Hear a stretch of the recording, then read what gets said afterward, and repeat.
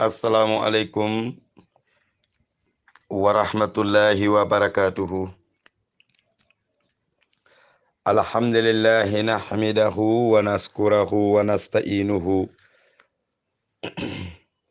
wa nastaghfiruhu summa salatu wassalamu ala asrafil mursalina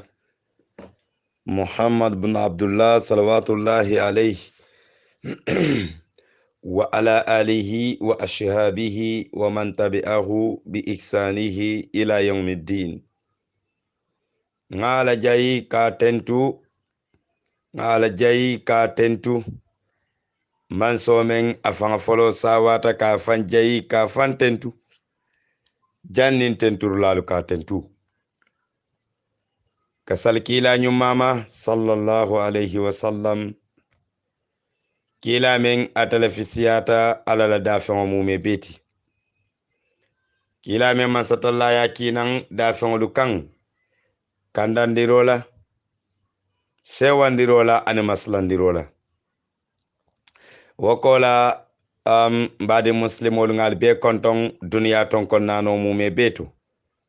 Sheikh Yaqub forum kafo mogolu ngal be konton kabrin forum wan fo forum 8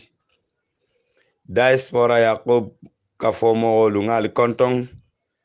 ngana kafo mogol fanan konton melbe sabatirin nyeng kombo banko kan nga mandin kaba kafo mogol konton University of London bunto kafo mogol nye konton Rawdatul Madalis kafo mogol ngal be konton nga badi muslimol mume be konton muslimi yala konton dirola badi ya konton dirola kiso konton dirola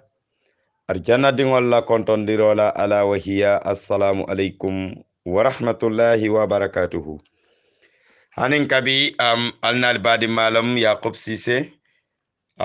kana continue Quran fasarola mbemen kono bi ara misalum bala October karo ateli worowula 2021 sango kono bimbe wulila insha Allahu sora kungoto natalamu suratun nisa'i musolla soro men masatalla ya tola musolla soro mbe wulila wo soro leto insha Allahu soro nyin ajita kila kan sallallahu alaihi wasallam Madina sato kono wa kammala ayo men konto ba kono aya keme aya taworwula ani lulu imma aya keme aya taworwula ani woro imma aya keme aya taworwula ani worwula wa kammala insha Allahu mbenana dunna soro nyina kono ka damuta bi iznillahi wa bi qudratihi. A'udhu billahi minash shaitanir rajim. Bismillahir rahmanir rahim. Alhamdulillahi rabbil alamin. Ya ayuhan nasu atalama kankolu attaqu rabbakum alislama satallala yagan katola aliye alabatu alladhi man somen khalaqakum atalawaluda min nafsin wahidatin kaluda kalibondi ni lama kiling bala natalamu adamati alayhim salatu wassalam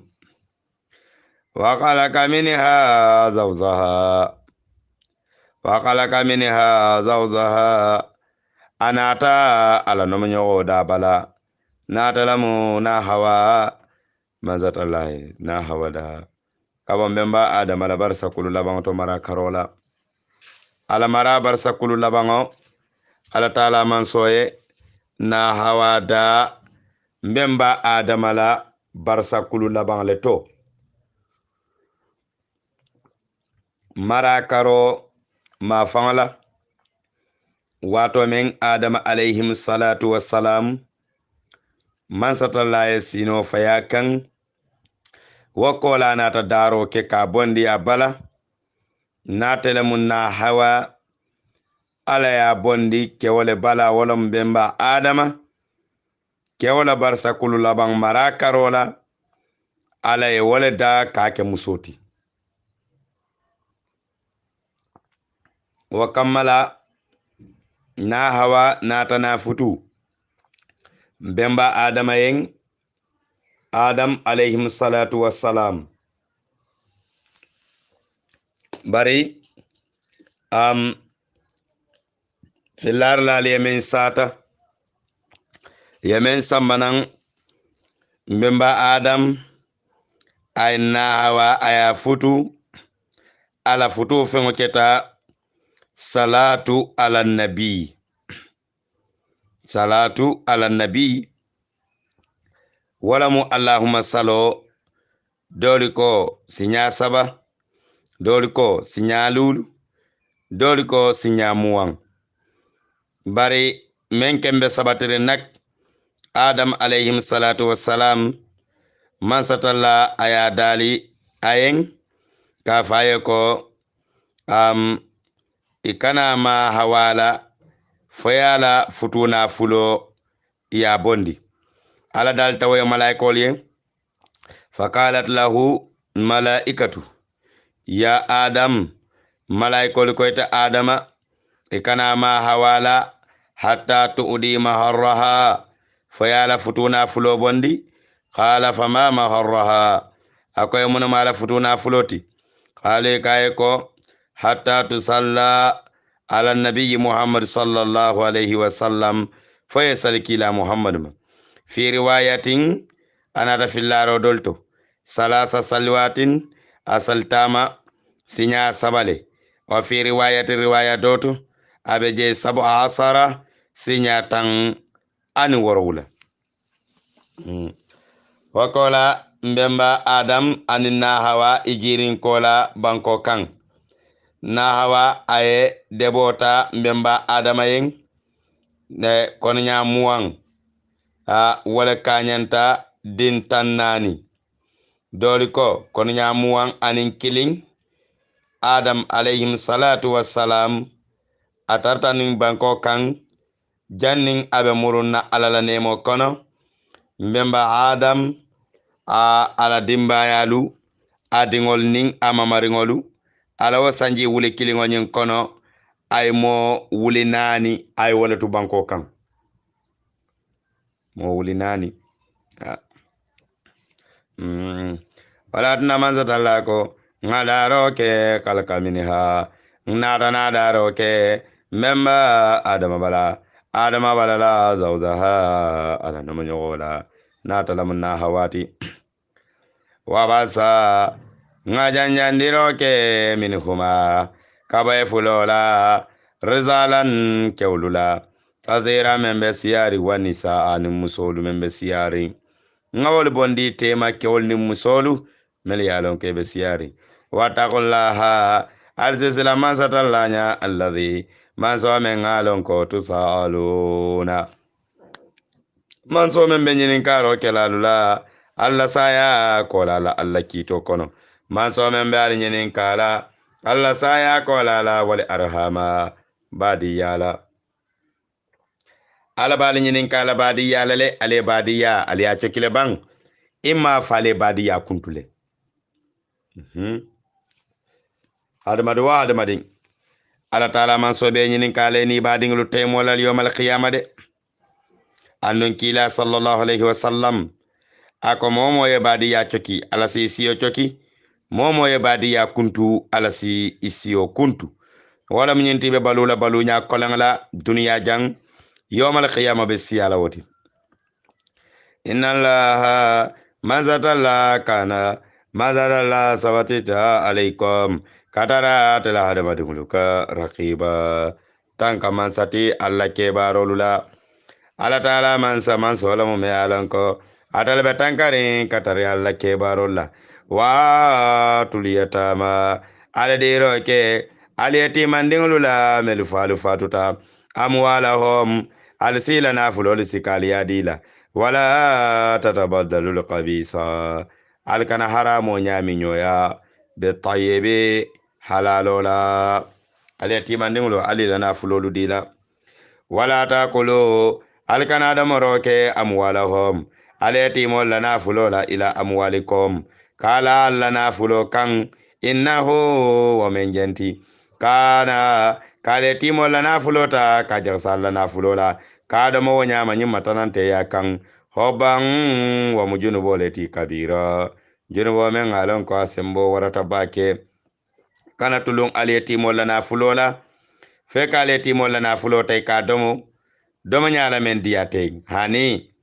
wa in qiftum ni wato menna ete nyilonko alla tuqsitu kweta tilinola fil yatama al yatima ningola na fuloto wato menna ete tata idan ken yata nyinna iya wolon akoitema kwale timola na fulo eta tilinola je a auto silang ese fero kata yela na fulo ta ya murundi male ete yalon ko ete tilinola katara woltema fanke homa adamalengulo alsimuso futu alse fotoro ke katara musolula toba muso men aliya kanu ayali kanu allafta muso men na alsiwa futu lakom katara yali minan nisa ikaba musolito masina ni yalon ko ete dannola muskilinde si musufula futu wasulasa ni ete dannola musufula la si musu saba futu waruba ni ete dannola musu sabala isi musu nani futu fa in qiftum nin tambo menna yelondiro kenyina yalon ko alla ta'dilu ko ete tilinola depansola ila musolu tema ete tilinola haju jarola ila musolu tema ete tilinola musolla ajola katare damalu tema fawahidatan wota su muskilinda mafutu ni aya tare su wala depansino kane fando mus jama nyinin to nin aya tare te depansino la esu muskilinda mafutu awma walla muso men ngalon ko malakata aymanukum men ngalon abe fanga bulu marokono ko be dindingo be bulu so kono o men be ko mus dindingo e fanga e mo men kulu a labalwo kenyalong ayela sotobulo kenyalong ayatara akulu te bulu tumaro bato be fahamala de zalika wa men jenti adna wala sutiya nyoyata nyinna alla ta'ulu alkanada na tambi wa tunnisa aldiro ke musolle la futu watola sudqatihinna musalla futuna fulola alse musalla futuna fulo bondi aliyadila nehelatan niyola diya kan akana ke force kanti musalla futuna fulolu alkana bala musalla futuna fulotide fa intibna ni hayatara tatadiya na tara muso fangala fita lakom katare ya ta wulula liyen imma mokotal yen an sayin fandinna minhu ala nafulo nyinto nafsan afangala ni diya kan ala songo kamma faquluhu al sudamaro ke wa futuna fulola hani an aba halare yari ngali yen mari an akunu be sone yari konti bota noma to mutota noma to lapita noma kan sikolita noma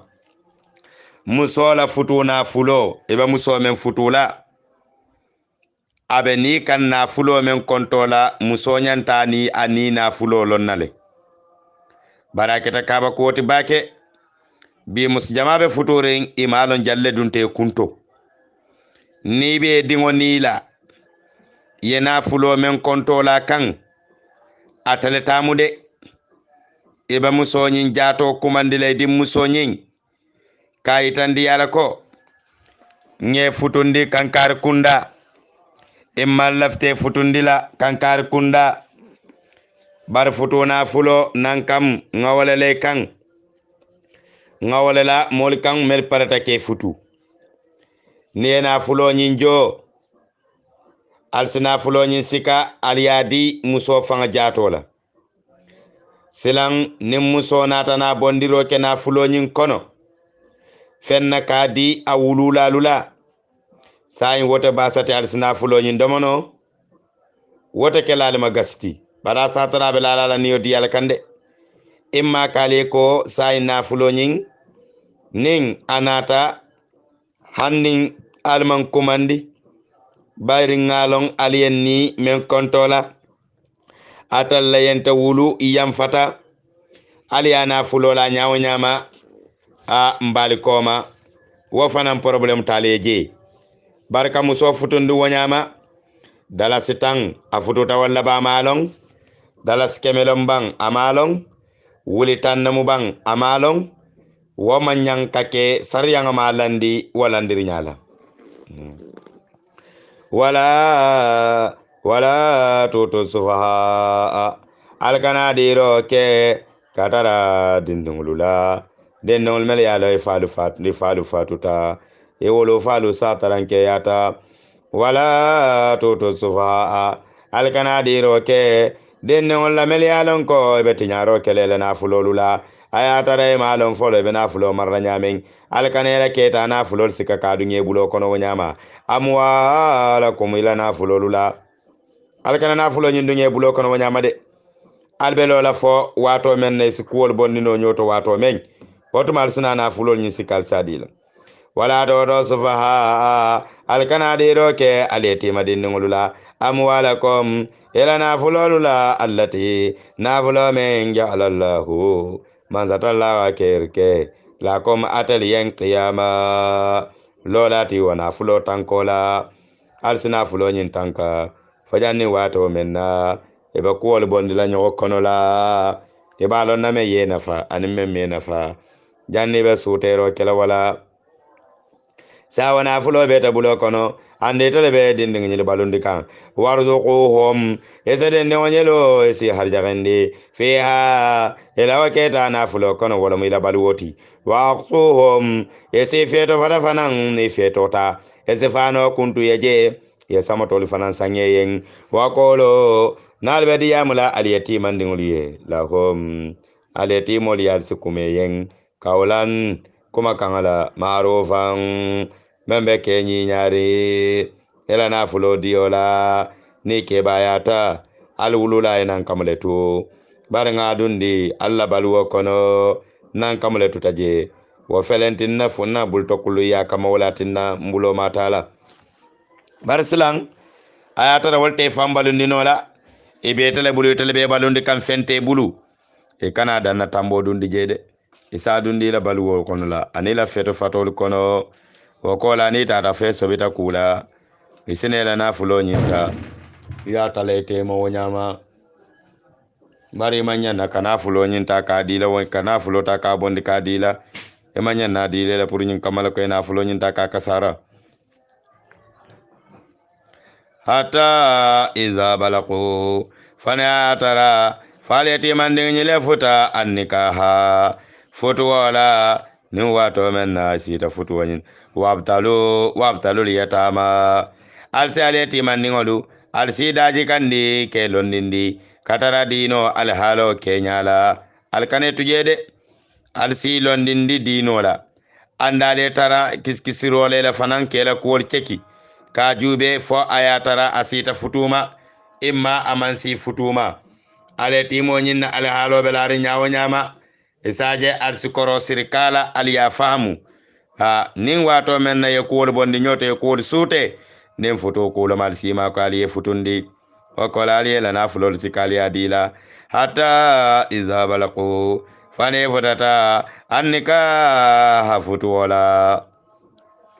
faina anastom nalta tali sabita minhum alati molla rusula fahamola ila dino konola al sabita nyinna silang kare de sabitembo mento silang ay dino mutale ayalo ne memba na fala ayalo ne fana menta na fala nalta rasulam fali o sute alati mul baladron fadifa o alidiro ke ilayhim wa alati molla amwalahum ila nafululula wala takuluha alkanela nafulolu domo israfan danna tambo kammala wa bidaran anin tariya kammala ayikbaru janni be kuwolu bala nyoto kele nafulo be kasara kabe domo wokola kana itandi alako awulula man fen tuwa koma wa mu kula timen alon ka kaba kuyata bake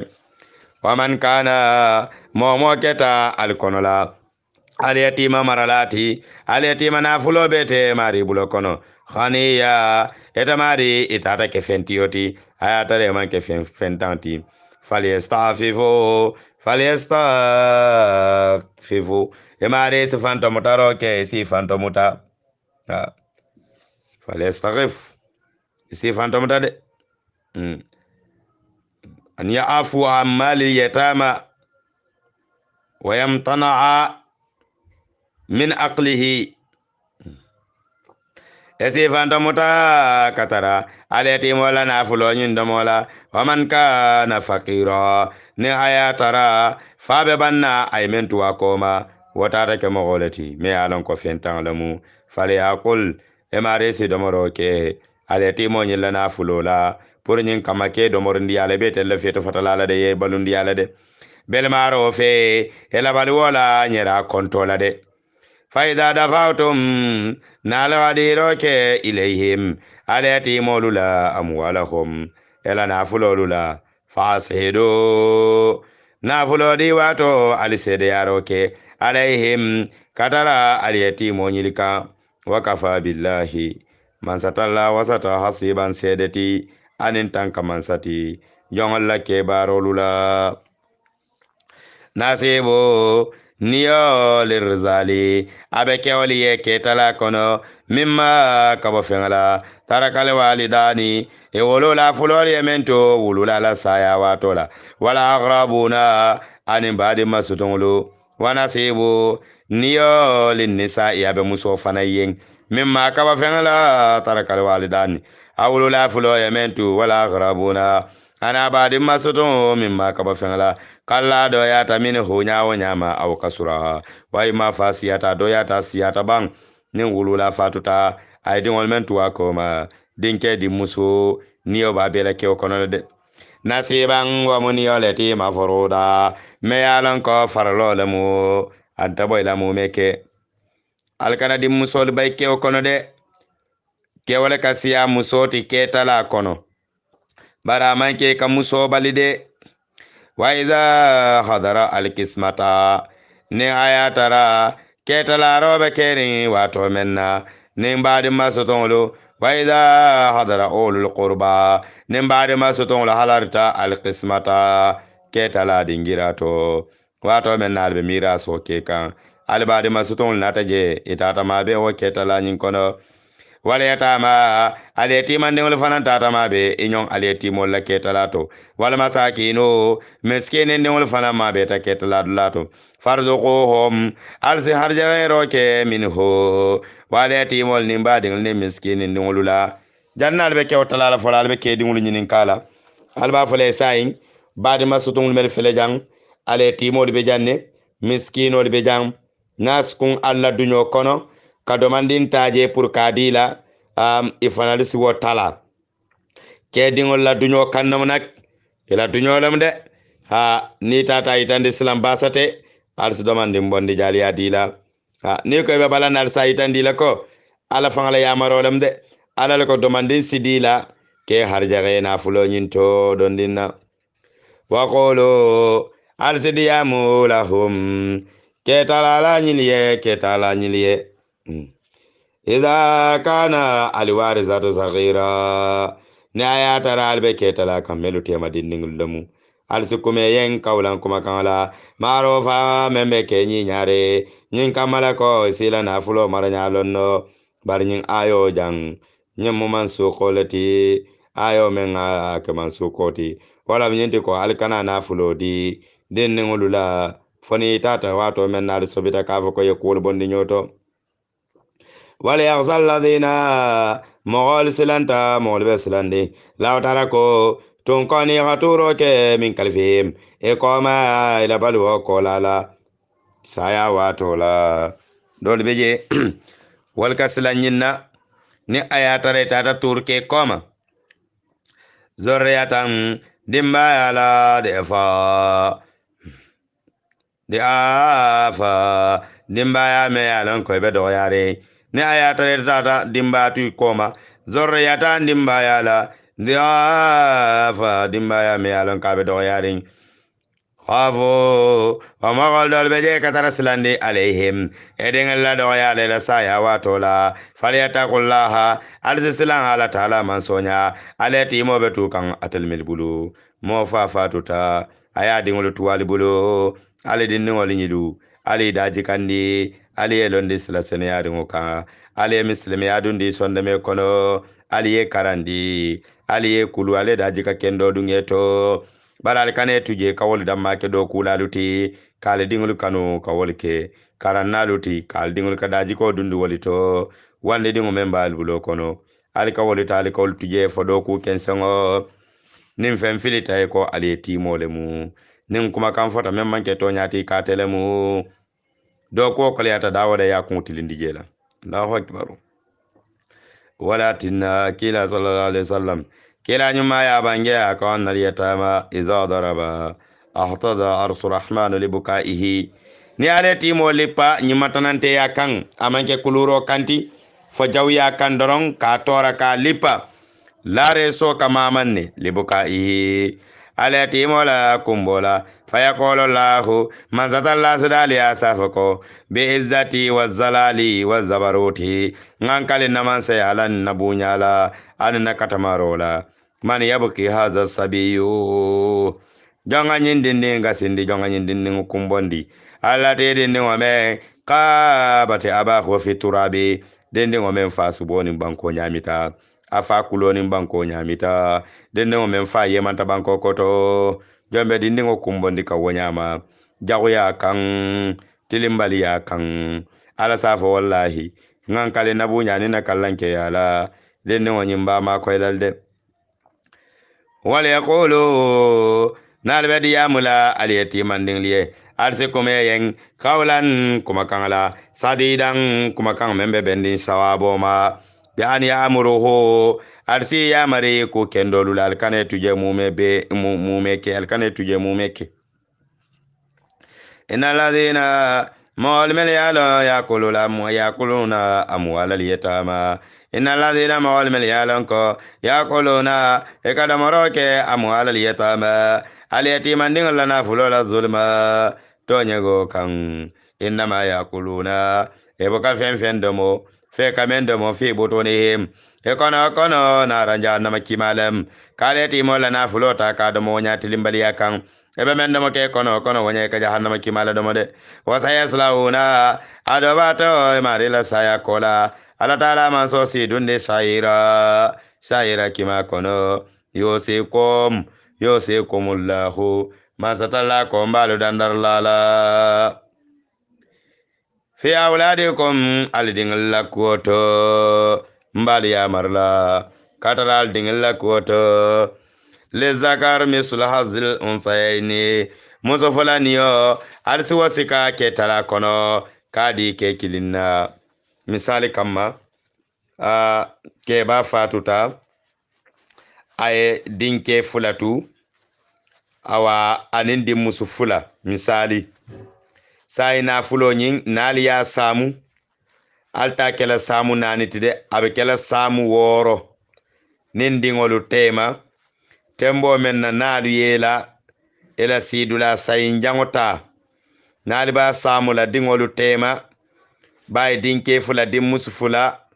abe ko abe kala sigi woro lati musu be si kilinta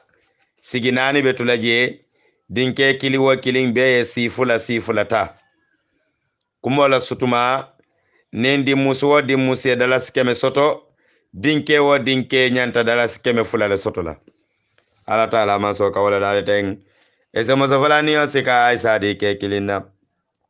fa in kunna ne ayata raketa nisa ekada musallati fauka isnatani men tambita musfula ya santola fala hunna sulusa na fulo sigidula sabanja wala beyen mataraka sawanto yementu na fulola sidula sabanjang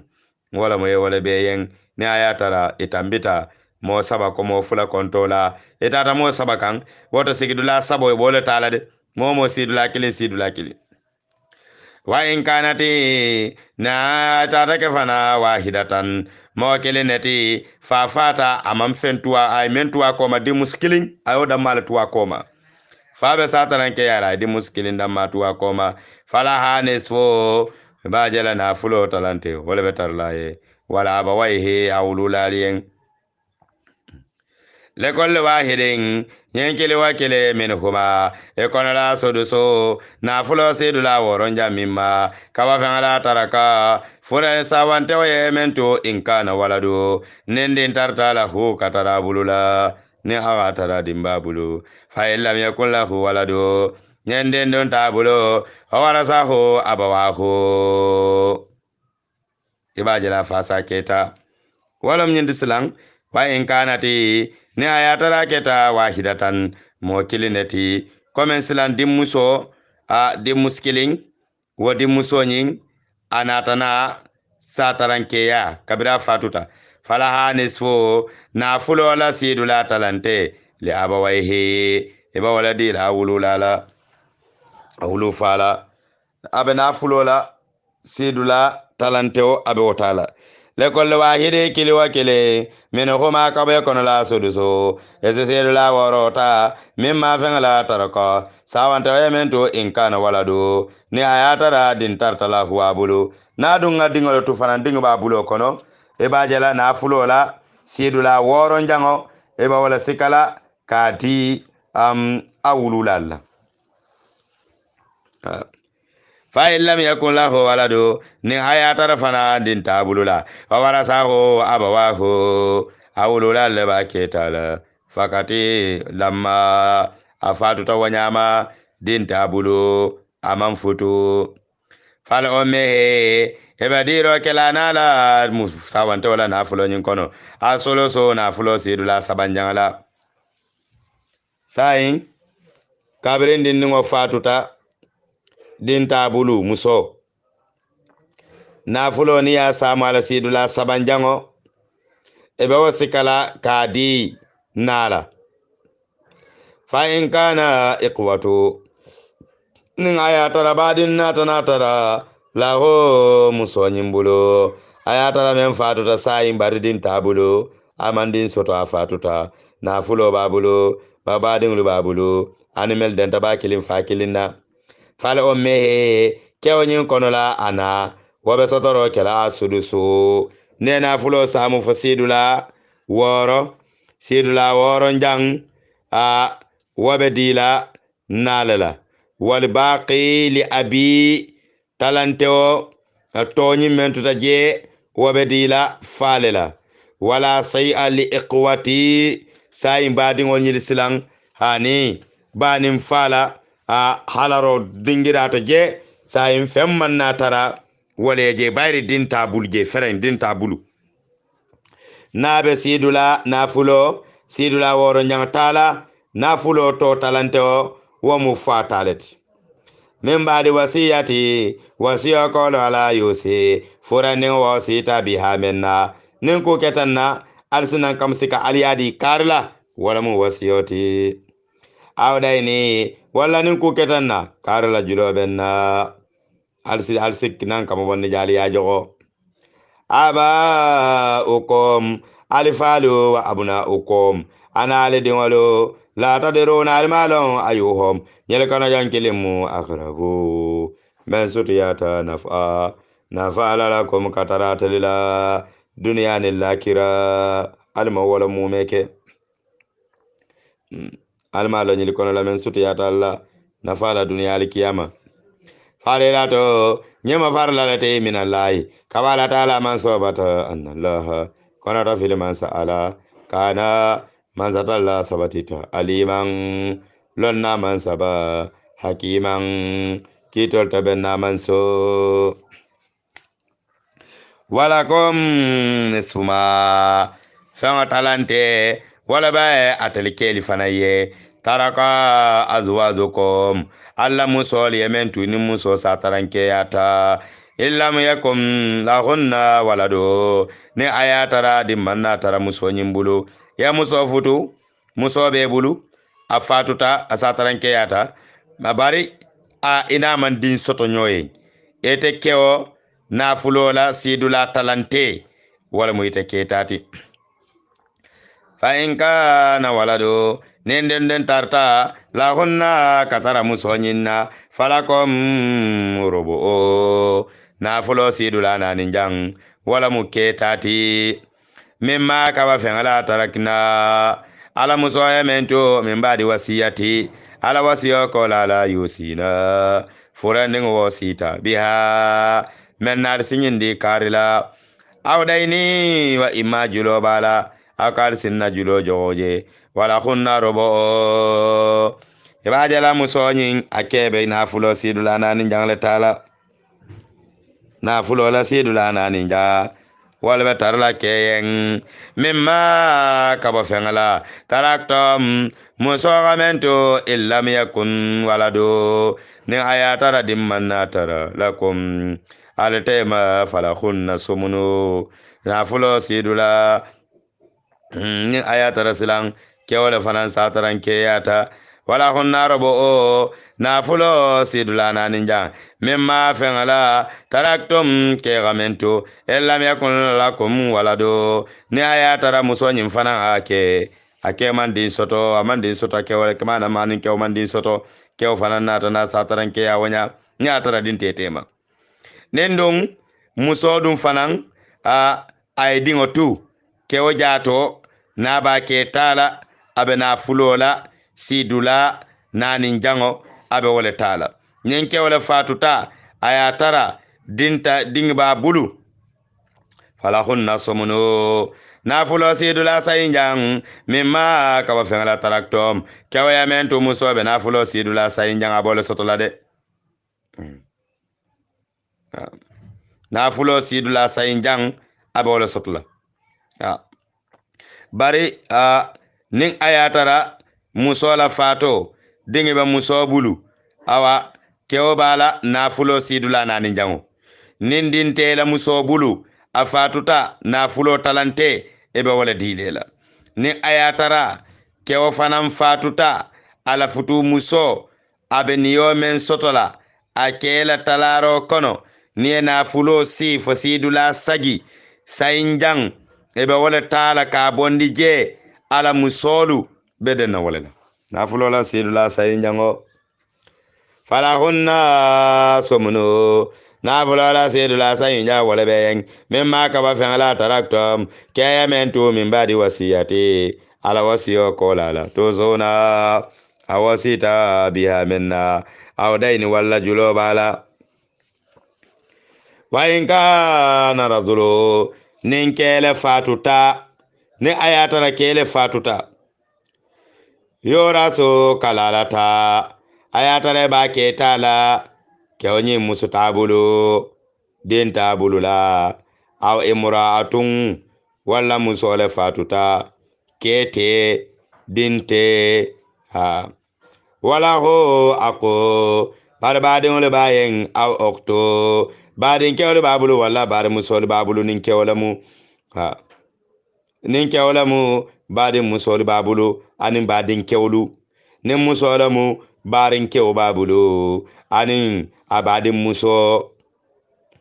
fal kulli wahidin wal kili wakilin wal konola minhuma kabaya konola asudusu na fulo sidula woron jang ebe wala dilela ebe na fulo samula asidula woro anin melidenta abadingolu bakilin fakilin wala fanan sembo ka wara talaro nyin kono dina ni mendenta bakilin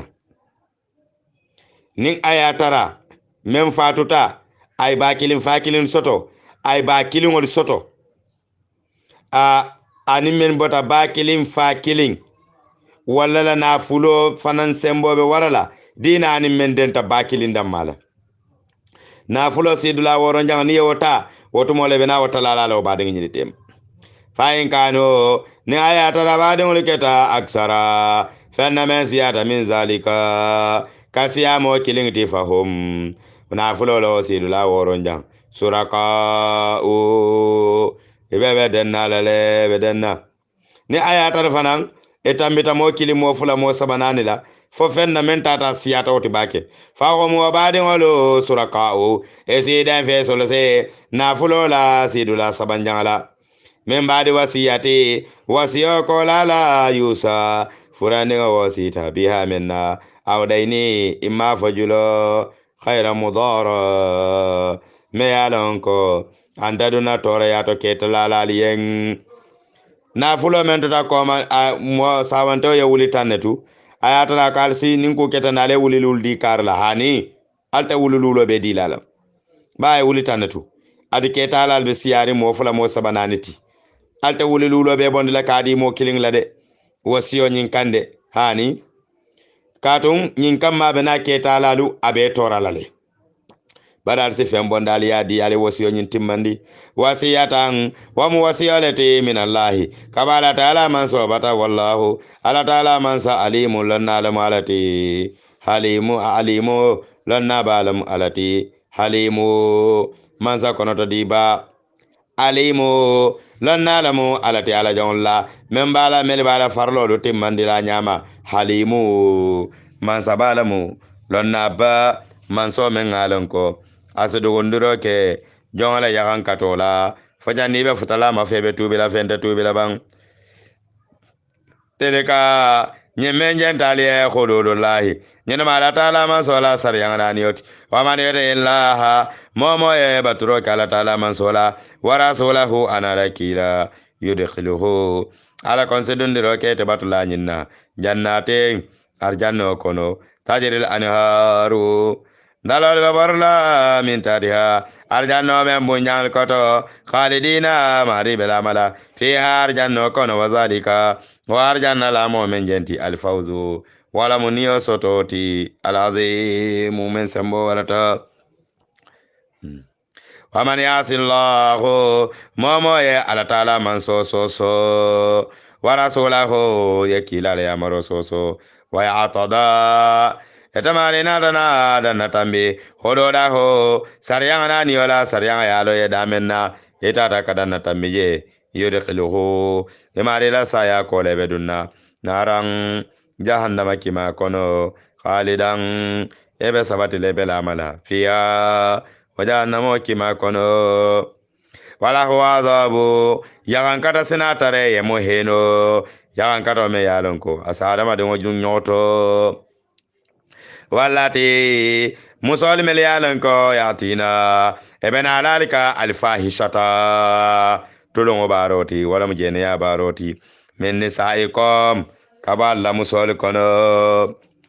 fastasira alzisede ya alayhinna kadarawa musolu kan arba'ata sedanani la minkum kabal famri jatoto mel yalonko muslimolum watumo ni tata fay sobita ila musola yaje eni monani lebe sede ya lala eni menya ba jela albe yaje nyola monani ha mel yalon ko muslimol lamde fay sahido nal sede yata monano la sede ya kola famse ko honna alse musonyita aliye sorong febo yote bongol kono hata yatawafahunna al-mautu fasaya ye taraje albe soronna la foifa nin ayo man su golom de wolom nyinti ayo nyimbe sabatirin barala kito man tara tagamakan kito membe tagamakan wala musar yang la busaro aw yaj'al Allahu fala ta'ala man soga keri kela hunna katara wa musoli yen sabila bosilala nuwanta nun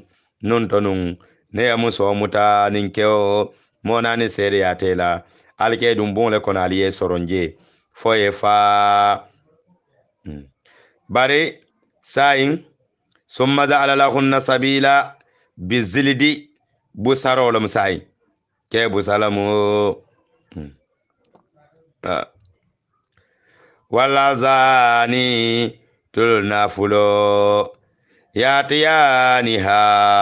ne fulo nata minkum katara alkono la fa'azuhuma alsi fulo ning aliye lipa samata singlila fa in taba ni tobeta ye fansai alama wa aslaha ye la ke baro nyandi farido alsali koladi anhuma katara nyi mogol fulo lu jalagoma ani nyi mogol fulo nanola inna allaha kono to fil mansala wala mu man so me yalon ko asala jongol la kono la fili kato jom ka ala lonno kala lonya dan nasirun la hani ni be mira la alala e kay mira alala da fon la man sa kono to diba man sa fondin sire kana ala taala man so sabati ta tawaba toba mutalati ala jongol la rahima nema man sabba ala jongol la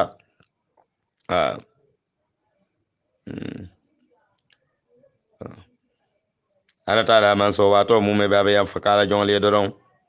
enama tawbato tobo ala lahi ala taala man so ka lil ladina mawalla yamu ya'maluna su'a hada madon me yalon ko akayamar so bara be zahalati ala lombali akamma soma ya tobo na wakola sinafan saki ala taala man so ma min qaribin wuce sutundinna asina fansai alama wuce kuntundinna barola barata menna safa murunda ala taala man so kan katubo nyinin alabulu fala siyam fayen kato ala talam yam fa man soti adala ka kafara la jongle faulaika jongle melke fansai alama kayam fa nyina ala taala man so bulu ya to wallahu man zatalla kon tubo barajo muta alaihim kadara wa mawallaka wa kana Allahu ala taala man so sabatita al taala man so keta aliman lonna man sa ala jongolula hakima kitol to ben man so wala sati tawbatu toba manke lilladina mogolie yamaluna sayati mel yalon ko ikabara jago bara etabe junubi barola ibe bara jago barola ete tubila ibala kanyo kandorong ebuka hani mistake kan sinya kilin fan katubi hani etabo bara jaw kele fo hatta idha hadara ahaduhumul mautu fasaya siro yana alido kilin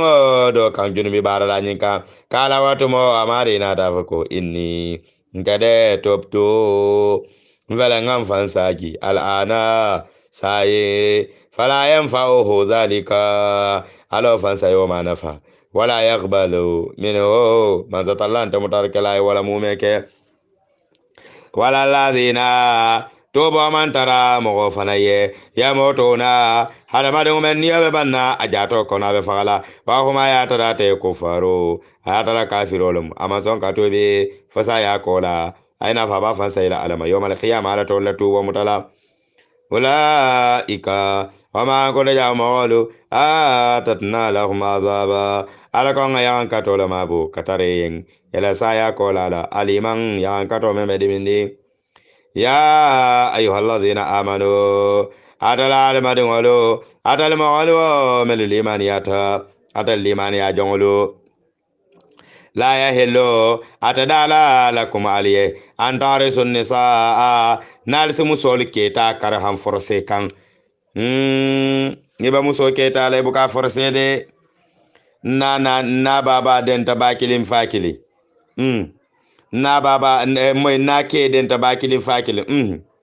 na ke den ta fakilin ha ina ke den ta nakilin ha ina ke alna le den tabakilin fakili ha alfa ma le den tabakilin fakili wala na forse na ku yanya sile telekum ha ani de abela filela le de wala tuna mosa hakilo ta sinyo kubak jojo malo muna mena labanna yedo ja balanta do la ke tarola kabrin ke baluwo kono lamu imamu ta fenti adu inan la kayra kubu katilinga la masibo dorong no ke yanya tawi ko foyta yota forse kan hani de ketaro buka ke forseti de akake musola la finno abela la wala kam karinte de kar sako kala ftela pour que futu kare ha he ayam famma Canada kunto muta fede ka kam fa muta kamade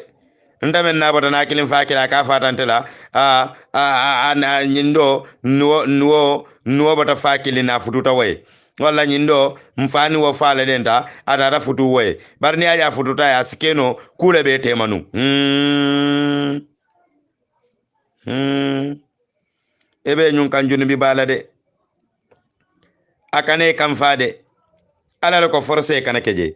la fo abe kala la fo le kan ya ayyuhalladhina adala madina qalwa amanu madlimaniyata la yahillu atada lakum aliye an tarisun nisaa nar sumu sol keta kar ham forcer kan hanide kana muso alta muso keta la forcer kande forcer to keta kan hanide wala ta'duluhunna andal kana baliro ke katara muso nyinna munna annikahi kafoko muso nyinta futula khairukum namanke atel bakilin fakilin leti atel fakilin leti atel korda konon ko leti bi imsaki hinna ka muso nyinta ka muta wonyama hani leta jabo farsita andiro ke bi badima fanga dola atai tumuhunna ale diro kala menna kewe mendiala ala balwo konola alkana wakede alkana fanga busu muso nyinna sabe suwo kono kodi amam futuwali ne modo na tar nyina alkana fay kon fon saje te futula meye wala keme mbete bayndi lañu korda kono jamaade me mam futunteliye he alnin albe problème sotlalde ala bula lafta men nay futuwayende muso fanan kane ban nyimmo mume beto de